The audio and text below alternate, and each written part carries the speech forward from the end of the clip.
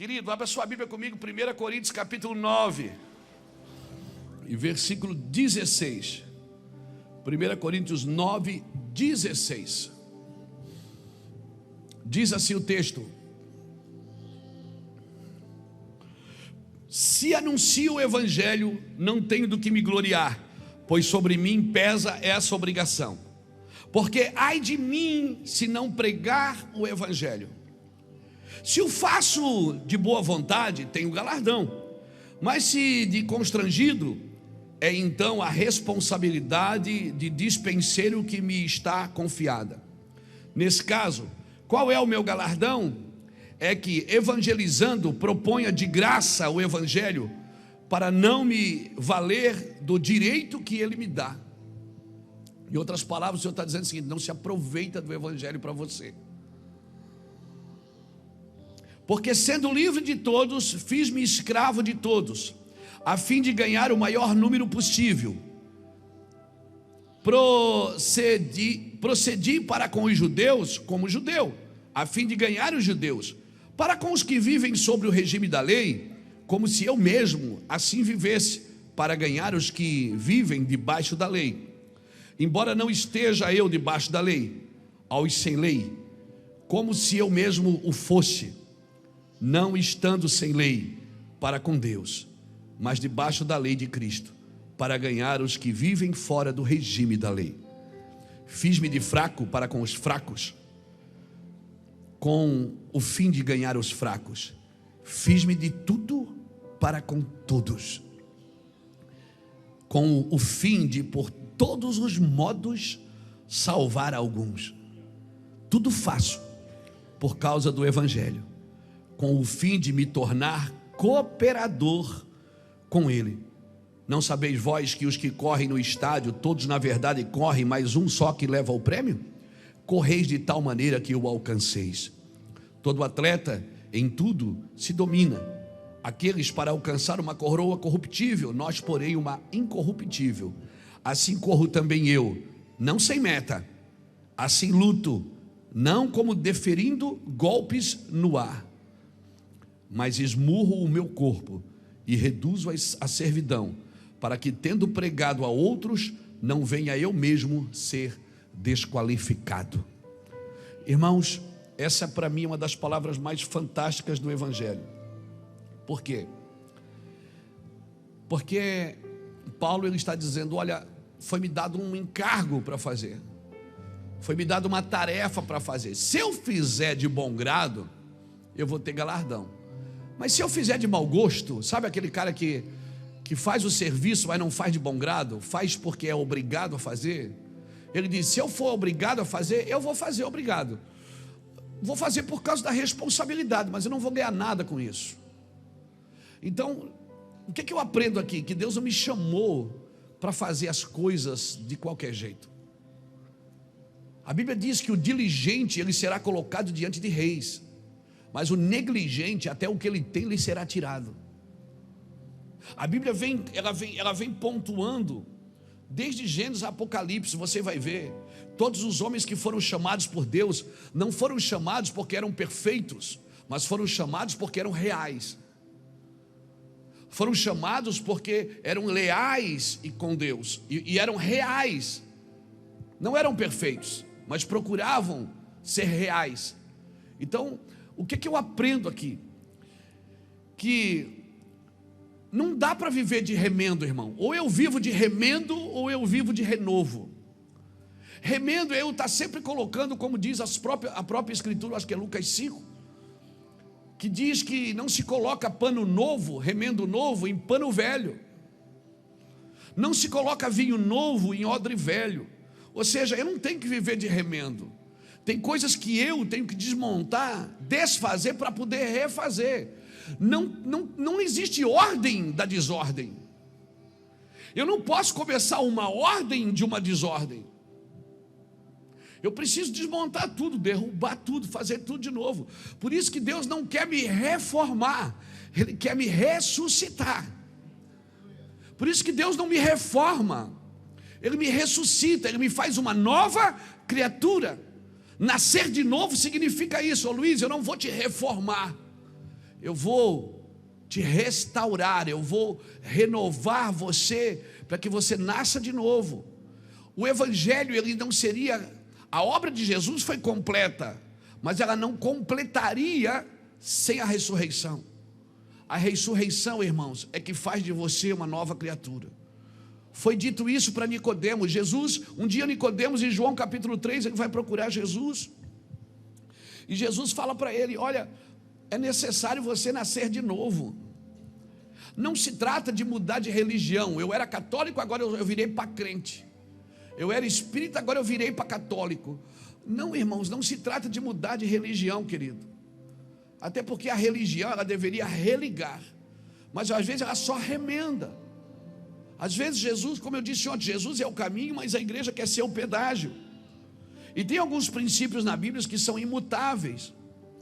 Quando Jesus está falando com os discípulos, ele deixa bem claro 3 coisas aqui. Ele diz assim: olha, quando tu orardes, quando tu jejuardes e quando tu dares esmola, ele não estava dizendo, ele não estava sugerindo que isso fosse feito. Jesus não estava sugerindo que você fizesse isso.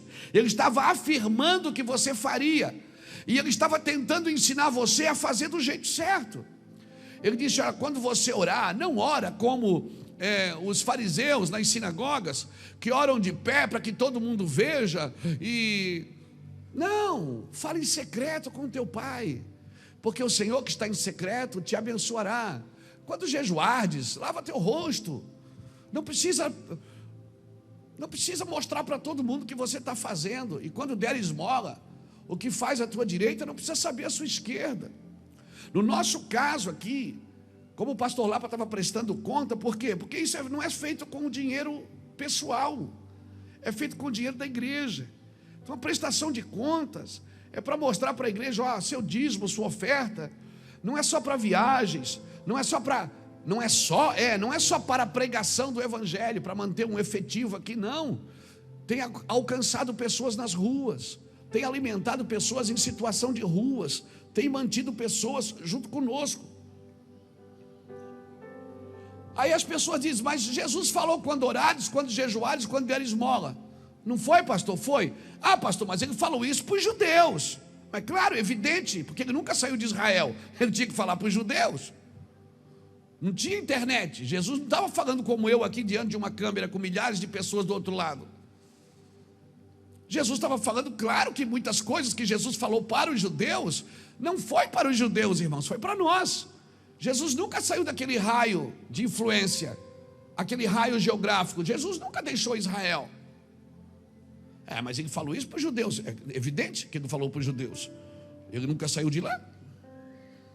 Então não dá para tentar viver o novo de Deus em uma velha estrutura. Porque se eu tentar viver o novo de Deus numa velha estrutura, o meu evangelho tem prazo de validade, irmãos. Amém? Eu já falei isso aqui. Nossos antepassados eram evangélicos. A primeira igreja presbiteriana da nossa região foi num terreno doado pelo meu bisavô. Meu avô me contou essa história uma vez. E eles tinham uma fazenda, depois o meu avô tinha uma chácara, depois o meu pai tinha uma horta. Eu tenho um abridor de lata, e o meu filho tem um aplicativo do iFood. Ou seja, o meu bisavô e o meu avô plantavam para comer, nós não, a gente compra para comer. O meu filho só pede para comer. A gente compra e ainda faz, ele nem faz mais, já compra pronto. Por quê? Porque as movimentações mudaram, irmãos.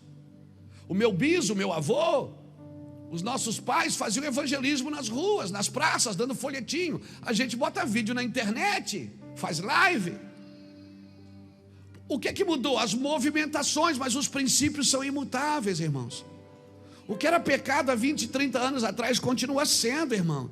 Mas o mundo mudou, o mundo está mais liberal. Meu irmão, mas os fundamentos são os mesmos. Amém, meu irmão? Amém? As culturas, elas multiplicam. O que é cultura? Cultura é um conjunto de crenças e valores que passam de geração em geração. Isso é cultura. Cultura, eu vou repetir, é um conjunto de crenças e valores que passam de geração em geração. Isso é uma cultura. Quem é que estabelece os valores de uma cultura? É a família.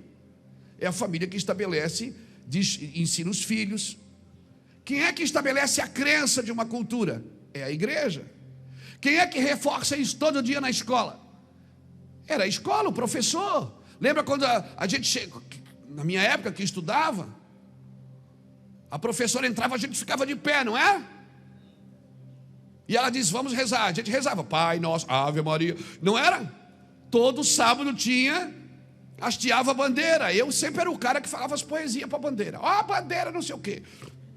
Sempre fui falante. Eu era o cara da poesia. Todo sábado. Nós estamos na semana da independência. Aí a gente fez o quê? Botou uma bandeira do Brasil aqui, não é? Deu umas bandeirinhas para as crianças, eles estão aprendendo lá. Aí alguém veio e disse, Bolsonaro, não tem nada a ver com Bolsonaro, irmão. É a lei do nosso país, é a bandeira do nosso país. É a semana do nosso país, é a semana da independência da república. Amém? Então ensine para os seus filhos, ensine eles a cantar o hino nacional. Ensine os princípios da escola, mas não a gente terceiriza ensino. Cultura é um conjunto de crenças e valores que passam de geração em geração. A gente terceiriza o ensino para o professor. Quem tem que ensinar é os pais, irmãos. A Bíblia não diz para ninguém ensinar. Não terceirize a educação dos seus filhos. A educação dos seus filhos são feita pelos pais. Eu vou repetir, a educação dos seus filhos são feita pelos pais. Amém? O professor reforça isso, mas não substitui o que é para o pai e a mãe fazer. Amém? Amém, irmãos? Uma criança que não é instruída pelo pai, ela vai ouvir o professor? Não. Na nossa época a gente respondia, o professor ia cheirar giz. O professor botava de costa no quadro. Naquela época sentava as meninas de um lado e os meninos do outro. A gente desobedecia, botava a gente sentar no lado das meninas, lá no final. Virava meme na escola. Porque o professor fazia o quê? Ele reforçava. O filho falava um palavrão, chegava a notinha. Quem tinha cardeneta, que levava para casa a cardeneta que o pai tinha que assinar. Não é a cardeneta do fiado da venda, é a que nós tínhamos as duas lá em casa, né, mãe? Nós tínhamos a cardeneta do fiado da venda e a gente dava um migué de vez em quando. Perdi a cardeneta, seu João. Ele dizia, mas eu tenho a minha, fica tranquilo. Anotava nas duas cardenetas, na dele e na nossa. Comprava fiado. Quem já comprou fiado na venda? Na mercearia? Quem pagou? Não fala não, irmão, deixa quieto, que é melhor. Aleluia. Então isso é cultura, um conjunto de crenças e valores que passam de geração em geração. Quem é que estabelece os valores? A família. Quem é que estabelece a crença? A igreja. Quem é que reforçava isso diariamente? A escola. Por isso, irmão, esses ataques tão grandes, a família, a igreja e a escola. Porque quando você quer mudar uma cultura, você tem 3 pilares que você precisa derrubar: a família, a escola e a igreja. Por quê? Porque são os 3 princípios que estabelecem e dão continuidade a uma cultura de uma nação. Obrigado pelo seu aleluia. Mas nós não queremos saber disso, porque a gente quer saber de Bíblia. A gente só quer saber de Bíblia, porque João, o apóstolo, a gente não estuda as coisas da nossa cidade, do nosso país. O meu genro está lá em Portugal, casado com a minha filha mais velha, eles moram lá há 7 anos. Sabe o que ele faz? Ele estudou a nação inteira. Ele estudou cada metro quadrado daquela nação. Ele conhece toda a história de Portugal, mais do que muitos portugueses. Você faz um tour com o Rafael por Portugal, você fica maluco. Por que ele estudou? Ele disse, eu estudei para combater a estrutura das trevas. Eu preciso saber. Quando você vai no médico com um problema no coração, qual é a primeira pergunta que ele faz? Tem alguém na sua família que morreu do coração? Porque isso é um problema familiar. Isso está no DNA da família. Então eu e você precisamos ensinar as pessoas a viver dentro do Evangelho, sendo liberto. Irmão, sendo liberto não é sendo liberto do demônio. O diabo já foi vencido na cruz. Você precisa ser liberto de você. Você precisa ser liberto dos seus paradigmas, das suas ideias arcaicas que não funcionam mais, que curam só a febre, mas não tira nunca a infecção, que pede oração para o outro, mas nunca é liberto de si mesmo. Amém? Sabe aquela pessoa que vive caindo em pecado? O cara é apaixonado por Jesus, cheio do Espírito Santo, mas ele não se firma em pé. Não se firma, vive, aí salva o casamento, daqui a 3 anos ele adultera de novo, aí passa mais 3 de novo, e mais 3 de novo. Por quê? Isso é um problema familiar, irmãos. É um espírito familiar de imoralidade que está desestruturando aquela casa. Aí você diz, não, se o Cristo vos libertar, verdadeiramente sereis livres. Mas a Bíblia diz que foi para a liberdade que Cristo te libertou. Ele não te libertou para ficar só liberto, Ele te libertou para ficar livre. Por isso Ele não cura a sua febre, Ele tira a infecção, para que você não tenha febre de novo. Porque a febre é um sinalizador que alguém que tem uma infecção aí, irmãos. Aí você vai para a igreja, ouve a palavra, recebe uma oração, recebe uma água ungida, um pano ungido, alguma coisa. Aí você fica feliz da vida, uau, orou por mim, eu estou mais leve. Mas amanhã a febre volta. Por quê? Porque não tirou a infecção. A cura é de dentro para fora, meu irmão. Essa restauração é de dentro para fora. Por isso, veja bem, o resultado do Evangelho não está em quem entende ele, está em quem pratica ele. Você pode entender tudo de Bíblia e você só vai conhecer versículos bíblicos. Você precisa de conhecer de quem a Bíblia está falando. Não é só conhecer a Bíblia de capa a capa, é conhecer de quem ela fala. E por que ela fala isso, de quem ela está dizendo. Você precisa conhecer o Deus da Bíblia, não é a Bíblia de Deus. Eu e você precisamos ter relacionamento com Deus. Amém, irmãos? A gente é muito tradicionalzão ainda, muito evangeliquez. A nossa linguagem ainda é muito pejorativa, evangélica. Né? A gente, às vezes, assim, até para falar, a gente muda a voz. A paz do Senhor, meu irmão. Aleluia. Porque a gente traz isso para um lugar de cerimônia, não para um lugar de paixão. Quem é casado aqui? Aleluia. Quem prega o evangelho aqui? Irmãos, quando você está com a sua esposa, na intimidade, você não abre a Bíblia. Diz a paz do Senhor, minha irmã. Nesta noite Deus vai te dar vitória. Não.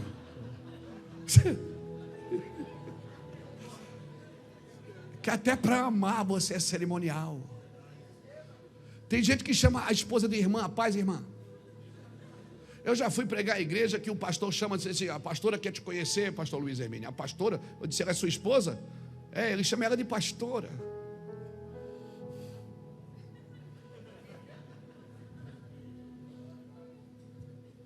Por quê? Porque a gente é cheio de dedos. A gente não vive um evangelho saudável, irmãos. O evangelho humanizado. Evangelho que tem problema, que tem lágrimas. Aqui é a família de Deus. A igreja é a família de Deus, não é? É ou não é? Você crê que a igreja é a família de Deus? Quem aqui tem família? Tem fofoca na família? Seja bem-vindo. Tem intriga na família? Na família lá briga também porque alguém pegou o copo do outro, o prato do outro, pegou a cadeira do outro, briga. Briga ou não briga? Fica de mal? Fica ou não fica? Depois chega Natal, fica todo mundo alegre de novo. Neste ano, quero paz no meu coração. É tudo legal de novo, não é, gente? Na família a gente pede dinheiro emprestado e não paga, é ou não é? Quem já fez isso? Não levanta a mão, não levanta. Então, não existe vida cristã sem mortificação da carne. Não existe. O poder do evangelho não está em quem entende, está em quem pratica. Eu posso entender tudo sobre a Bíblia e não praticá-la. Isso não vai mudar nada na minha vida, meu irmão. Não vai mudar nada, não vai mudar nada. O centro de gravidade da terra puxa você para baixo, mas o centro de gravidade do céu sempre está puxando você para cima, para você medir a sua vida a partir do céu e não a partir da terra, meu irmão. E para isso você precisa ser humano para isso. Você precisa ser humano. Aleluia. Porque a fé, mas pastor, eu tenho fé. A fé, querido, é no Espírito.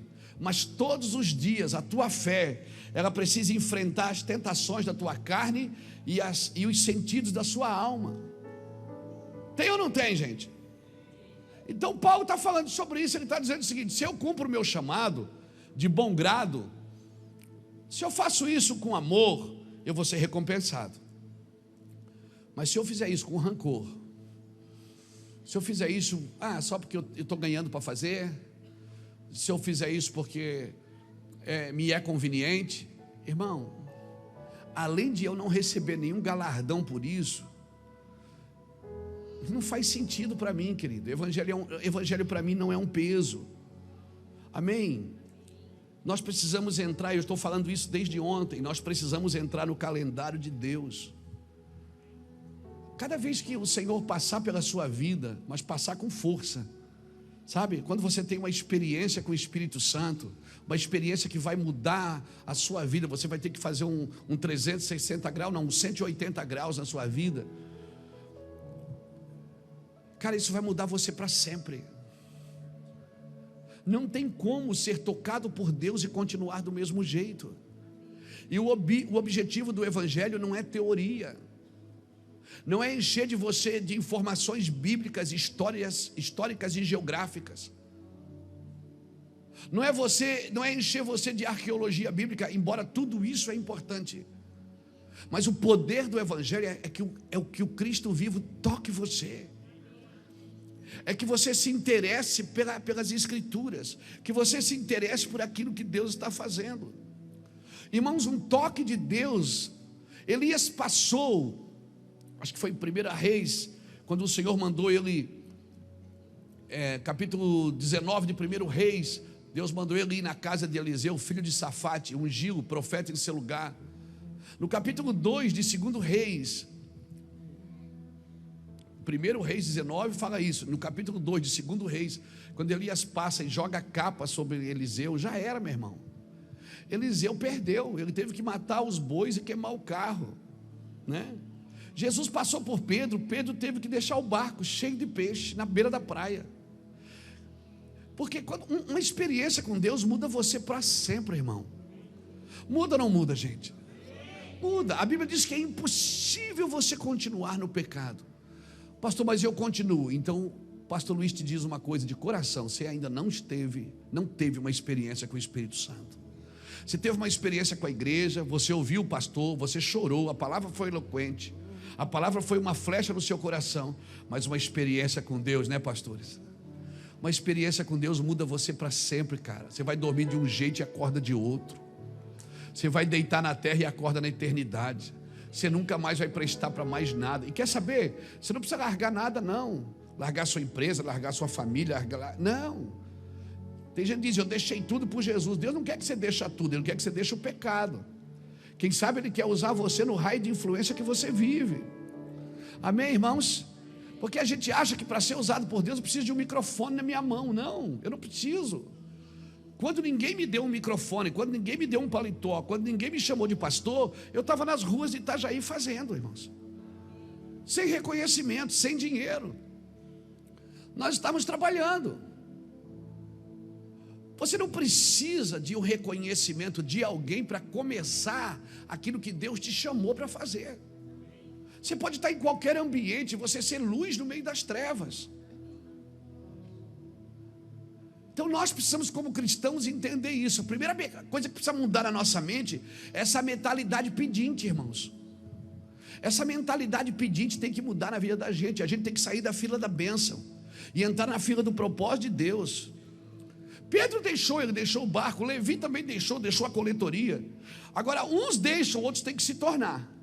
Por exemplo, José, de escravo, virou governador do Egito.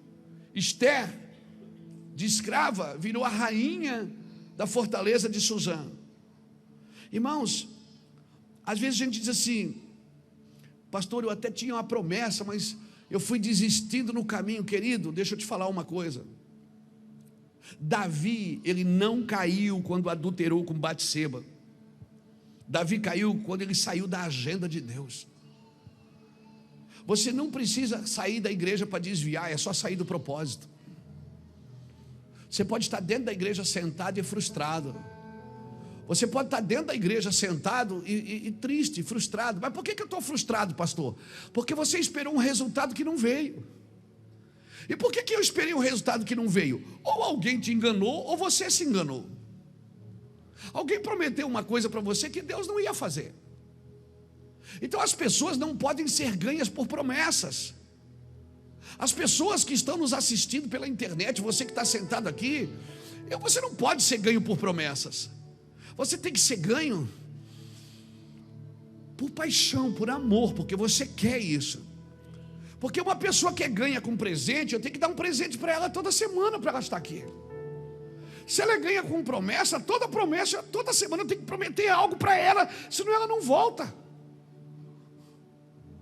Mas quando você é ganha pelo Evangelho, irmãos, quando você é ganho por Jesus Cristo, sabe, foi a voz de Deus que falou dentro do seu espírito.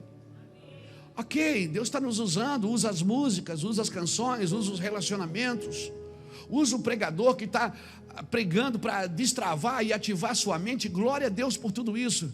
Mas se você não é ganho por uma experiência com Deus, querido, se você ainda não teve uma experiência com Deus, eu te aconselho a soltar tudo, a entrar num lugar onde só Deus fala, porque o dia que o Senhor nos tocar, nós nunca mais queremos outro toque.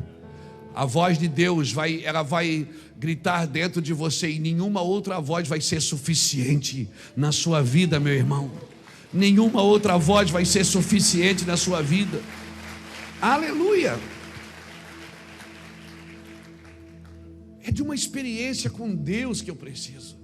Eu preciso experimentar Deus. Não é só de uma mensagem, não é só de teorias. Não é só de instrução. Não adianta eu ter instrução se eu não tenho paixão por aquilo que eu estou ouvindo. Não adianta. É como fazer a prova da escola, não é verdade? Tem gente que vem se aconselhar com a gente e diz assim: pastor, Deus não fala mais comigo. Por que será? Eu disse: porque o professor, na hora da prova, ele não fala. Ele fala na hora da aula. Se ele não está falando, é porque você está em prova. Então eu vou tirar 0, vai. Por quê? Você não prestou atenção na aula. O professor, ele fala na hora da aula. Na hora da prova, ele fica quietinho e fica só assim, olhando, para ver se você não está colando de outro. E não adianta transferir culpa para outro. Não adianta dizer que você não deu certo por causa do outro. Vamos parar de transferir, irmão. Foi meu pai, foi minha mãe, porque eu nasci assim, porque eu vou morrer assim. Ou crente Manuela. Como é que é? Ah, é Gabriela. Não é Manuela? Mas podia ser. Então. Você está me entendendo? Vamos parar de transferir desculpas. Quem dá desculpa não dá resultado, irmão. Quem dá desculpa, quem é bom de argumento é ruim de arrependimento. Eu preciso, pronto, me arrependo, paga a conta logo. Foi eu que fiz e pronto, acabou, eu vou pagar a conta e Deus vai me abençoar e pronto. Enquanto você fica dando argumentos, você está sempre tentando se defender de uma coisa que você sabe que é verdade. Solta tudo, irmãos. Sabe o que Paulo diz? Ele diz assim, ó, embora eu sendo livre de todos, esse texto que nós lemos, eu me faço servo de todos. Paulo está dizendo o seguinte: para eu poder te ajudar, eu tenho que ser livre de você. Eu sou livre de todos para poder ajudar a todos. Irmãos, o Evangelho é simples. Desde ontem eu estou tentando falar aqui uma coisa. Dizer que o Evangelho é simples. Ontem foi para os pastores, hoje é para nós. O Evangelho é simples, ele é leve, ele não pode ser um peso na minha vida. Deus olhou lá da eternidade e viu que eu estava sem fazer sem nada para fazer, ele disse: vou dar uma igreja para o Luiz Hermínio para matar ele. Não, Deus não deu uma igreja para a gente viver angustiado, rancoroso, endividado. Não, irmãos. Todo mundo que Deus chama, Deus promove. Deus não me deu um trabalho para me matar, para me destruir. Deus é um Deus de vida, irmãos. Então eu preciso me divertir com aquilo que Deus está me dando. Eu preciso ter alegria pelo menos no que eu estou fazendo. E outra coisa que eu devo aprender: eu não tenho que antecipar a agenda de Deus. Deus tem dia e hora marcado para cada coisa debaixo do céu. Há um tempo determinado para todas as coisas debaixo do céu. E a minha Bíblia diz que Deus faz tudo perfeito ao seu tempo. É o tempo de Deus, é o kairós de Deus. Não é o meu logos não, é o kairós de Deus. No tempo de Deus você não pesca o peixe que pula dentro da rede. No tempo de Deus não é você quem faz, você assiste Deus fazer. Quando chega o tempo de Deus, a sua vida já não é mais uma vida de transpiração, é uma vida de inspiração. Não é mais o seu suor que vale, é as suas lágrimas, é a paixão por aquilo que você acredita. Deus te amou e me amou e enviou seu filho para morrer pela gente. Então não antecipe a agenda de Deus. Eu me lembro de um caso quando Judas se enforca, se mata, se precipita. E aí logo os discípulos fazem um sorteio para levantar Matias, porque tem que fechar o quadro, né? Tem que fechar o quadro. Aí você só vê Matias na Bíblia, falar dele uma vez, você não vê mais. O povo queria um rei, Deus deu Saul, e Deus já queria dar um rei. O problema é quando a igreja quer antecipar a agenda de Deus, quando a igreja quer arrombar portas que ainda não foram abertas. Quando chega o tempo de Deus, Deus não abre a porta, Ele derruba a porta, irmão, para que ela nunca mais se levante diante de você. Então entenda isso, eu não tenho que me antecipar. Morreu um discípulo, morreu um apóstolo do Senhor, se matou. Os discípulos foram lá e levantaram o outro, mas Deus já tinha Paulo sendo preparado, irmãos. O apóstolo Paulo já estava sendo preparado, o apóstolo dos gentios. Então espera em Deus. Amém? Amém, irmãos? Mas a gente tem que estudar o que Jesus fez, mas a gente também tem que estudar o que Ele não fez, porque às vezes o que Ele não fez me protege mais do que aquilo que Ele fez. Tem coisas que Jesus não fez, e eu preciso saber por que Ele não fez, e eu também não vou fazer, eu preciso conhecer as intenções de Deus. Não é as atitudes de Deus, é as intenções. Por que Deus fez o que fez? Porque todas as escrituras ela tem um fator profético de apontar para Cristo. A intenção de Deus é que tudo aponta para Cristo. O teu trabalho tem que apontar para Cristo, irmãos. A tua empresa tem que apontar para Cristo. O teu ensino tem que apontar para Cristo. A tua legislação lá na Câmara tem que apontar para Cristo. A tua lojinha tem que apontar para Cristo. Porque tudo que você faz tem que praticar os princípios de Cristo. Se não está, não existe. Não existe um personagem no domingo e um na segunda. Domingo eu vou na igreja para segunda ser a igreja. Domingo eu vou no culto para receber uma palavra, para segunda-feira, quando eu levantar as portas do meu trabalho, eu sou um representante dos princípios que eu entendi. E agora eu só pratico as obras antigas, as estruturas velhas, se eu quiser, irmãos. Por isso eu não posso ficar botando remendo novo em pano velho. Eu tenho que rasgar o pano e comprar outro. Se eu vou na igreja no domingo, eu ouço as canções, aquilo me pega, virou uma chave. Meu irmão, virou uma chave. Eu tive uma experiência. Aí segunda-feira eu volto a fazer os mesmos cambalaços, as mesmas corrupções. Eu continuo do mesmo jeito. Como eu posso ter uma experiência com Cristo? Se a minha vida não está dizendo isso, as minhas palavras até podem dizer, mas a minha vida não está dizendo isso. Eu tenho que mudar, mano. Deus está te chamando nesses dias para ser um cristão radical. Sabe o que significa ser radical? Aquele que vem da raiz. É o crente raiz, não é o crente Nutella. É o raiz. Aquele que paga um preço por aquilo que acredita, aquele que está disposto a morrer por algo que crê. Ninguém está disposto a morrer por algo que não crê, irmãos. Amém? Nós precisamos ter um coração para fazer, ok, vamos fazer, vamos continuar. Esse mês a gente serviu 1.800 almoço, vamos bater 2.000 esse mês, se Deus quiser. Se Deus quiser a gente vai dar 2.000. Mas para aí, glória a Deus, então está aumentando o almoço. Mas essa não é a nossa glória, essa é a nossa vergonha. Porque quanto menos almoço a gente serve, significa que menos pessoas estão na rua.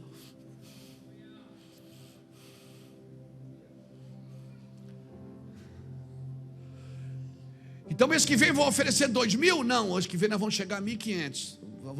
Vamos diminuir os 300. Para quê? Porque a gente vai investir para eles saírem da rua. Vão abrir portas para eles saírem da rua.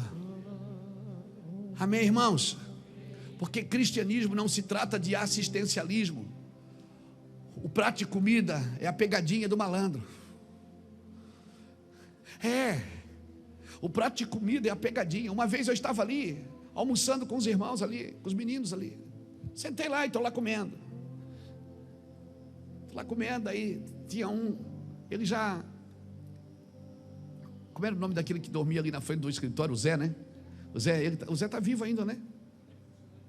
É funcionário do Jairson. O Jairson está aqui, né? O Zé, uma vez, estou ali sentado, almoçando, tinha dado uma palavra para ele, almoçando. Ele disse assim: ô pastor, posso fazer uma pergunta pessoal? Eu digo: pode. Eles são cheios das perguntas pessoais. O senhor está dando comida para nós aqui, vocês querem que a gente vá para a igreja, né? Eu disse: não, para vocês comer. Não, penso que eu não sei, vocês querem que a gente vira para crente. Eu digo: não, a gente está dando comida porque vocês precisam comer, você não precisa ir para a igreja. Não, eu vou sair daqui e vou fumar uma pedra. Eu digo: problema seu? Tá, mas então por que vocês dão comida para nós? Você precisa comer, né? Aí eu até brinquei com ele, disse: o diabo mandou você fumar uma pedra, mas Deus mandou dar comida para você, como é que faz? Se eu obedeço a Deus, você obedece ao seu diabo. Ele falou: ô pastor, aí não, aí é pesado, mano. Aí ele falou assim: então que sentido faz você dar comida para a gente? Vocês dar comida para a gente? Eu disse: porque vocês estão comendo? Mas não é para levar nós para a igreja mesmo? Eu digo: não, não é. Posso vir aqui comer todo dia? Se não quiser virar para crente? Eu digo: não precisa. Ele disse: então é perda de tempo, vocês estão perdendo tempo. Eu digo: não, porque se você que vem aqui comer não é transformado, nós que estamos dando a comida estamos sendo. Porque Deus nunca perde a viagem, ou daqui para lá ou de lá para cá, todos são tocados pela sua glória, irmão. É tocado quem recebe, é tocado quem faz, é tocado quem come, é tocado quem investe, é tocado quem dá comida. Deus não perde viagem.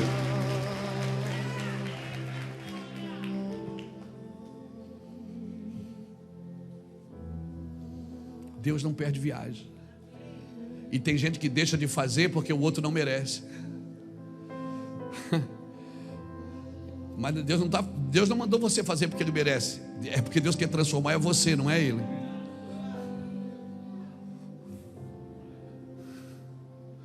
O jogo aqui não é Ele, é você. Deus quer melhorar o seu coração. Deus quer tornar você perseverante. E aí você decide quem você ajuda e quem você não ajuda. Você decide quem é bom e quem é ruim. Você decide quem senta na sua mesa e quem não senta. Cristianismo não é isso.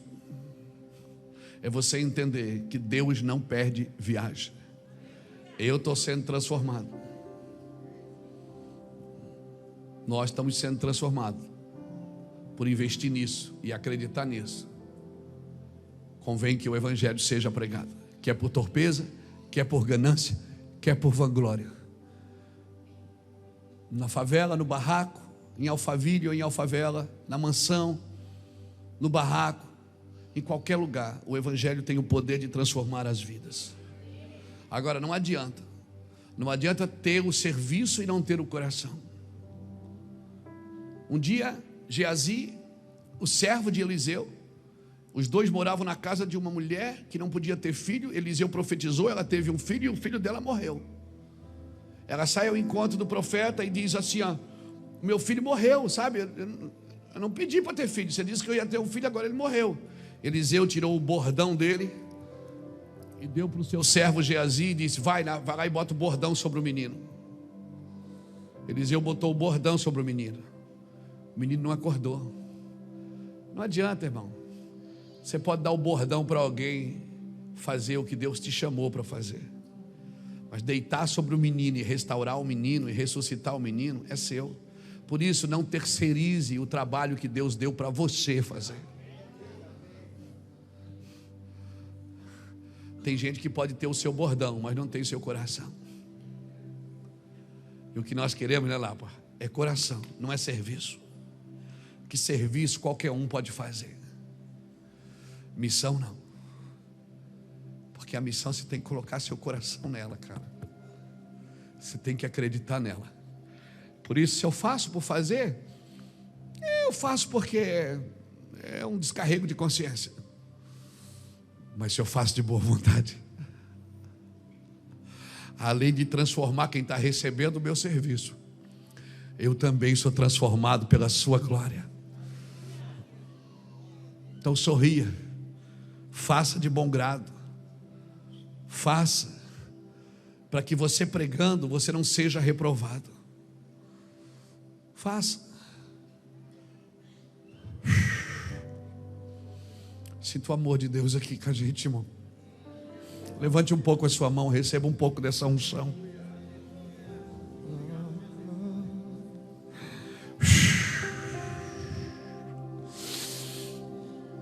Aleluia. Glória ao teu nome. Glória ao teu nome. Glória ao teu nome em toda a terra.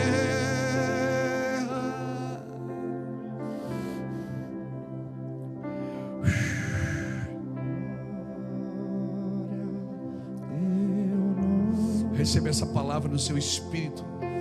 Eu oro para que o som do céu, eu oro para que um quebrantamento do Senhor tome você aqui nessa noite, e uma paixão violenta arrebate você de toda frieza espiritual. Eu oro para que uma paixão violenta arranque você do seu lugar, em nome de Jesus. Sim, Senhor. Teu nome, glória ao teu nome,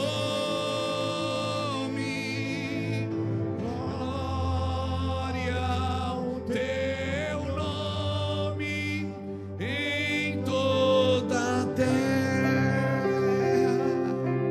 Salmo 78, verso 72 diz que Davi governava com integridade de coração e com habilidade nas mãos. Não tinha só habilidade no serviço, tinha integridade na ação. Não tinha só habilidade no serviço, destreza no serviço, mas tinha lealdade na intenção. Não é o que fazemos, mas o porquê fazemos. Deus não mede o seu serviço, mas as suas intenções. Por isso que você vai ver muita gente boa fazendo coisa errada e muita gente má fazendo a coisa certa. A coisa é certa, mas a intenção é má. Por isso só Deus conhece seu coração, mais ninguém. Às vezes na força da expressão a gente diz: eu conheço teu coração. Não conhece, irmão. Ninguém conhece o coração do outro. Ninguém conhece. Só Deus conhece o seu coração, mais ninguém. Só Deus sabe o que você faz porque você faz. Só Deus sabe o que está investido nessa atuação. Se é os céus ou as trevas que estão te conduzindo. Salmo 24 diz: quem subirá ao monte do Senhor? Quem permanecerá no seu santo lugar? Aquele que é limpo de mão e puro de coração, que não entrega a sua alma à vaidade nem jura enganosamente. A este O Senhor vai fazer conhecer as suas maravilhas. Puro de mão, limpo de mão e puro de coração. A mão limpa e o coração puro são indispensáveis para aqueles que foram chamados por Deus. Ah, pastor, mas eu não fui chamado. Quem foi chamado é o Senhor, que é pastor, que está aí todo domingo aí. Não terceirize para mim o trabalho que é para você fazer. O meu trabalho aqui é despertar você para que você faça a sua parte. E muitas vezes não está no fazer, está na intenção com que se faz. Por que eu faço o que eu faço? Porque eu toco o teclado, porque eu prego o evangelho, porque eu estou aqui servindo, porque eu estou lá na porta recebendo os visitantes, porque eu estou lá na livraria vendendo livros, porque eu estou nas missões. Qual o objetivo? Não tem problema se eu ganho por isso, até porque a Bíblia diz que não devo atar a boca do boi que debulha, que aquele que vive do evangelho, que vive para o evangelho, que viva do evangelho. Não tem problema isso. Mas o porquê eu faço. Então, nós precisamos entender essas coisas, irmãos. Porque se eu estou fora da agenda de Deus, eu não preciso fazer nada para me sentir aceito. Eu preciso voltar para a agenda que Deus tem para a minha vida. Qual é o propósito que Deus tem para a minha vida? Eu preciso, porque talvez você vai, às vezes você deixa um lugar para entrar em outro, para ganhar mais dinheiro, para ter mais visibilidade, mas você acaba saindo do propósito de Deus. Estava tão bom Elias ali com Deus no ribeiro de Querite, que Deus teve que secar o ribeiro para Elias sair. Que às vezes quando o negócio está bom, Deus tem que secar para a gente procurar outra coisa. Ah, pastor, mas é que esses dias eu ouvi alguém me dizer, eu estava numa igreja, mas eu fui frustrado. Fui frustrado com aquele pastor, fui frustrado com aquela igreja. Sabe por que você frustrou com aquele pastor? Porque você deu a ele a lealdade que você deveria ter dado a Cristo. É que você deu o coração para ele e não para Cristo. Nenhum homem pode te frustrar se você serve a Deus. E mesmo que eles errem perto de você, você ainda os ajuda. Nenhuma pessoa é capaz de te frustrar se você dar a Cristo o lugar que é de Cristo. Não dê o lugar de Cristo para ninguém, nem para o seu cônjuge. Minha esposa fala isso. Por que a senhora nunca separou do pastor? Quando ele vivia nas trevas, no mundo, na prostituição, na vida bandida. Porque ela disse, porque eu amava Deus. Então entenda, se Cristo não for a prioridade do seu casamento, não existe casamento. Se Cristo não for a prioridade dos seus negócios, não existe negócio. Existem interesses pessoais. Se Cristo não for a prioridade no seu governo, Tiago, não existe. Ele tem prazo de validade. Eu estou aqui por causa de alguém.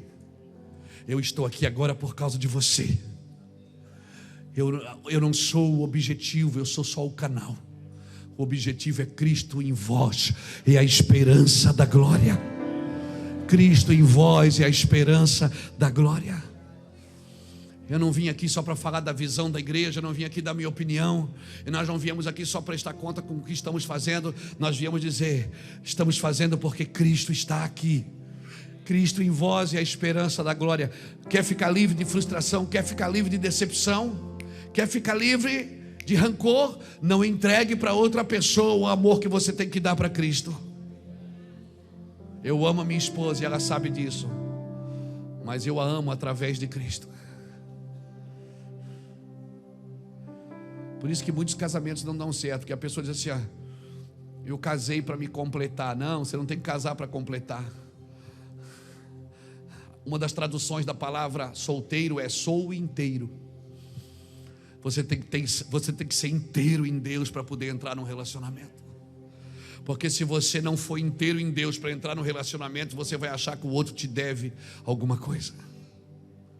Mas quando você é inteiro em Deus, você não entra no casamento para receber, você entra para dar. Você entra para servir o outro, porque você já é completo em Cristo. Era isso que Paulo estava tentando dizer quando ele dizia: eu sou livre de você para poder te servir. Embora eu sendo livre de todos, eu me faço servo de todos. Quando você é livre da opinião, da crítica, do elogio, da perseguição ou da recepção, você consegue servir todo mundo, porque você não vive nem de aplausos nem de crítica. Você não serve só quem te faz bem, você serve simplesmente pelo fato de ser completo em Cristo. Por isso nessa noite Deus te chama para ser completo em Cristo. Ser completo em Cristo. Então eu estou no relacionamento, ninguém me deve nada, eu não te devo nada, você não me deve nada. Amém? E por isso nós podemos nos relacionar. Por quê? Porque eu não devo nada para você e você não deve nada para mim. Por isso que eu posso amar a minha esposa e tratá-la com dignidade. Porque ela não me deve nada. Eu estou completo em Cristo. E quando você ama Cristo, você entende o que a Bíblia fala sobre amor. E você entende o que a Bíblia fala, quem é o amor e o que é que o amor produz em você. Que o amor tudo sofre, tudo crê, tudo suporta, mas ele jamais acaba. Porque Deus não tem amor. Meu Deus, Ele é amor. Aleluia, glória a Jesus. E se eu e o Cristo somos um, eu sou a extensão desse amor. Oh, eu senti que o ar aqui virou, hein? Eu senti que tem um batismo de amor descendo aqui, viu, gente? Quando você vive para cumprir o que fora dito, qualquer momento você entrará no calendário de Cristo. Amém? Eu disse ontem isso aqui. Davi não foi derrubar o gigante lá, pá. Ele foi levar comida para os irmãos. Everton, Davi foi levar comida para os irmãos. Ele foi levar um pãozinho, um garrafãozinho de vinho. Foi levar umas passas para os irmãos. Chegou lá, ele soltou a carga e viu um gigante gritando. Chamou o irmão e disse: que é isso aí? O cara disse: é um cara que está vindo aí 40 dias. E o cara vem 40 dias. Estava oprimindo o povo. Não tem homem aí. Ele dizia: não tem homem em Israel. Porque os filisteus eles eram sabidos, irmão, né? Ô, gente sabida. Os filisteus sabiam que exército contra exército não vencia, porque Deus estava sempre com o exército de Israel. Por isso que eles botaram um gigante de 3 metros de altura e chamaram para uma briga corpo a corpo. Desafio, ó, desafio você. 40 dias, todo dia o Golias vinha ali e falava: cadê o homem de Israel? Não tinha. Só que Davi não estava ali nesses 40 dias. Ele não estava dentro daquele ambiente de opressão.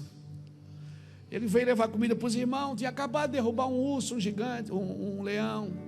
Menino novo, cheio de vida. Aí ele chega e olha assim e diz assim: tem alguém gritando aí? Quem está gritando? Aí ele diz: cala a boca, rapaz, é um gigante que veio todo dia do filisteu. Aí Davi faz uma pergunta: se ninguém vai fazer nada? Ele disse: não, o cara tem 3 metros de altura, a espada dele. Ele diz: não, deixa comigo, é nós. Só que Davi, irmão, ele não foi lá derrubar o gigante. Primeiro ele fez a conta. Ele chamou e disse assim: o que é que vai ser do homem que derrubar o gigante? Aí disseram assim para ele: o homem que derrubar o gigante não vai mais pagar imposto. O rei vai prosperá-lo e ele vai casar com a filha do rei. Davi disse: que nem o Roberto Carlos, esse cara sou eu. É eu, pronto, fechou, é comigo. Então, pastor, é pecado fazer a conta do galardão? Não. Pecado é querer o galardão sem ter esforço nenhum. Pecado é se infiltrar em trabalho alheio e querer o galardão daquilo ali. Davi disse: não, é comigo mesmo, eu vou. Vai casar com a filha do rei? Quem é? É aquelazinha lá? É nós. Davi já entrou, já sabendo o que ia ganhar. E aí o rei disse: não, você não aguenta, você é menino. Ele disse: rei, deixa eu te falar, eu sou bom no negócio, eu já derrubei leão, urso. O rei disse: tá bom. O problema é esse, irmão. Quando reis pagam para derrubar os seus gigantes e pagam com seus filhos. Porque Saul deu a filha dele para Davi derrubar o gigante que era para ele derrubar. Então, cada gigante que aparece na sua frente e você terceiriza o serviço, você está comprometendo a sua próxima geração. Pegou? Esse trabalho é seu. Cutuca alguém que está do seu lado, faz uma cara feia e diz: é seu esse trabalho. Não ri não, fala assim, não terceiriza não. Diga para ele: você está terceirizando para a escola particular, você está terceirizando para a diretora da escola, para o professor da escola, você está terceirizando para outras pessoas cuidar dos seus filhos, para babá, para esse, para aquele. Não, quem tem que cuidar do seu filho é você. É você que tem que sentar com ele. Vai ler a Bíblia, guri. Você nunca leu a Bíblia toda, quer que o guri leia.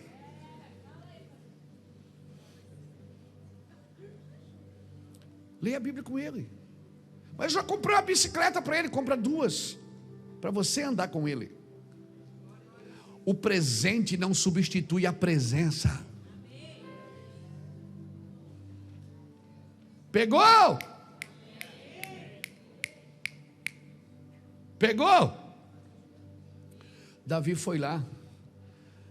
E aí Golias se deu mal, porque quando Golias viu Davi, disse assim: é um menino. Ele disse: menino, tu vai ver aqui a pouco, seu desgraçado. Menino, né? Menino, seu infeliz. Como é que é? Como é que o cabelo? Só estopou. O Lapa que fala, só estopou.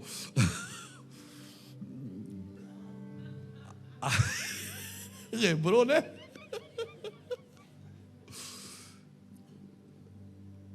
Davi olhou para Golias e disse: tu vens contra mim com espada e com lanças, eu vou contra ti em nome do Senhor dos exércitos. Davi estava dizendo o seguinte: você pensa que eu estou sozinho aqui, mas eu não estou não. O exército do Senhor está aqui comigo. Não é o exército de Saul, é o exército do Senhor. E às vezes o exército de Saul tem comprometido que o exército do Senhor apareça.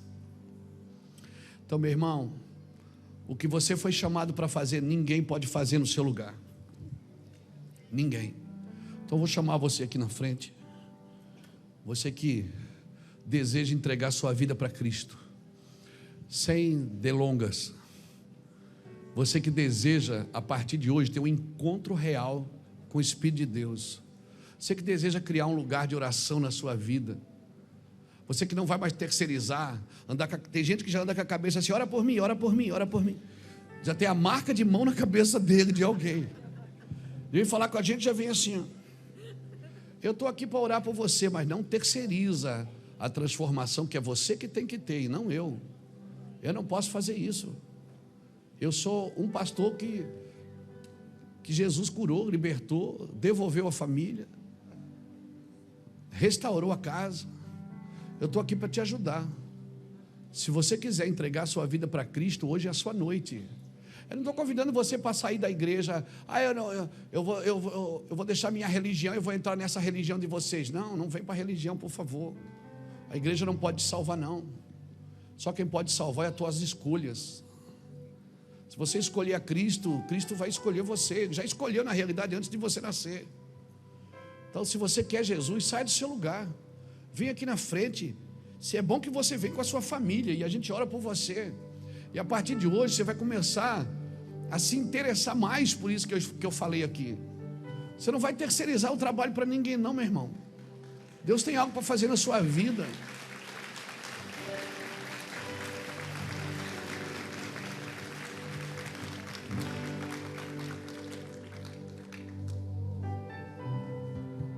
Paz, tudo bem?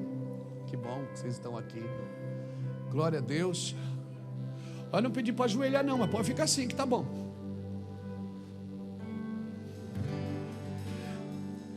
O evangelho é naturalmente sobrenatural. Você não precisa inventar moda, é só pregar o evangelho.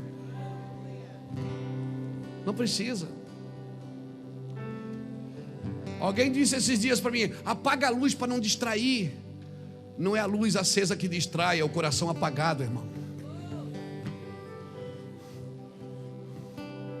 Eu não gosto de apagar a luz na hora do culto, porque eu gosto de olhar nos olhos. Os olhos são as janelas da alma. E quando você olha nos olhos, você vê se a pessoa precisa ou não. Sai do seu lugar, querido. Você que Precisa, não tenha vergonha não. Vergonha é continuar há anos nessa mesma vida. Vem aqui na frente, mano, vem aqui na frente, vem. Aleluia, pregue o evangelho. E se precisar, abra sua boca. Pregue o evangelho. O evangelho é natural, sobrenaturalmente natural. O evangelho é simples. O evangelho é puro. O evangelho é prático. Torne isso prático. Deus não errou com você. Deus não tem culpa disso. Se algo deu errado, não foi a culpa de Deus. A culpa é nossa. Nós pecamos, nós erramos. Aleluia.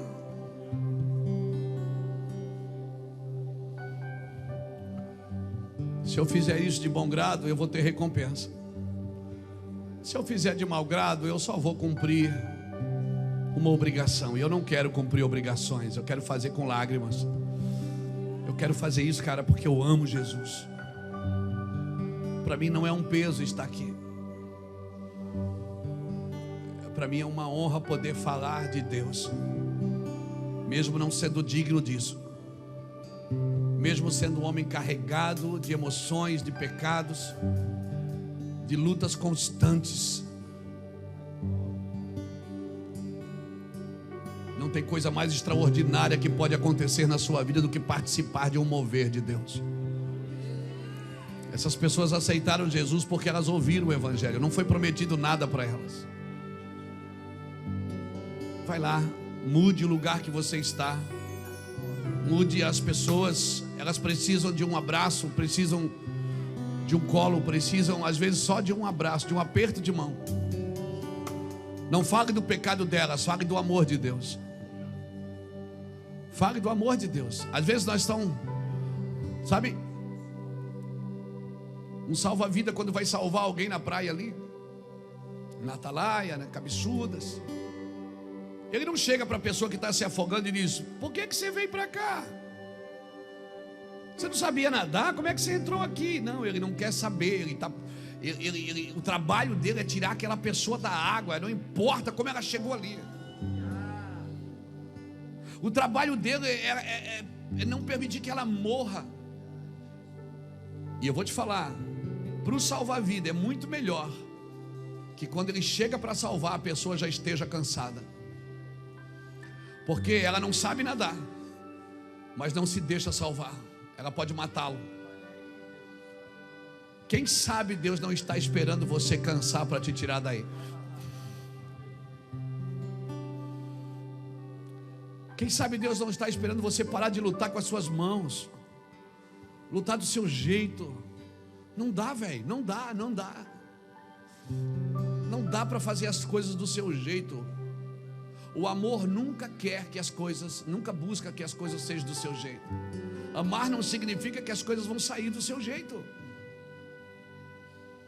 Deus tem algo para fazer na sua vida. Algo. Por favor, solte tudo e acredite. Deixe alguém cuidar da sua vida que criou você. Ele tem capacidade, porque ele sabe, ele conhece você. Foi ele que te criou. Você ouve tantas pessoas, por que você não ouve a Deus? Pare para ouvi-lo. E eu te garanto, irmãos, sua vida vai mudar.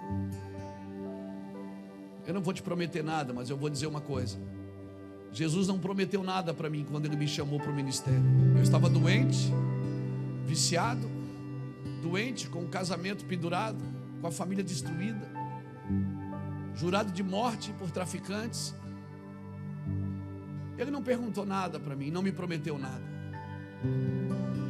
Ele só me falou duas coisas que eu guardo até hoje. Ele disse: eu vou estar com você todos os dias da sua vida. Você sentindo ou não sentindo, eu vou estar lá. E se você falar, eu vou ouvir.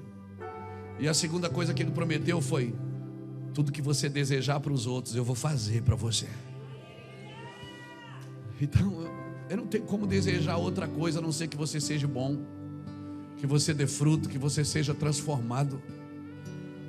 É só o que eu desejo, é que a sua família vá bem, que a sua casa vá bem. Para mim não importa quais são os seus fantasmas, o que assola a sua vida. Para mim importa se você realmente quer. Irmãos, eu nunca vi ninguém querer Jesus e não ser atendido. Eu nunca vi. Deus tem algo para fazer na sua vida sobrenatural. Sobrenatural. Aleluia. Eu sinto o amor de Deus aqui. Obrigado, Jesus.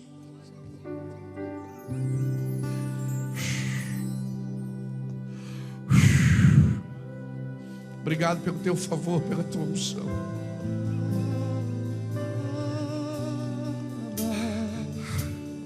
Obrigado pela tua glória, Jesus.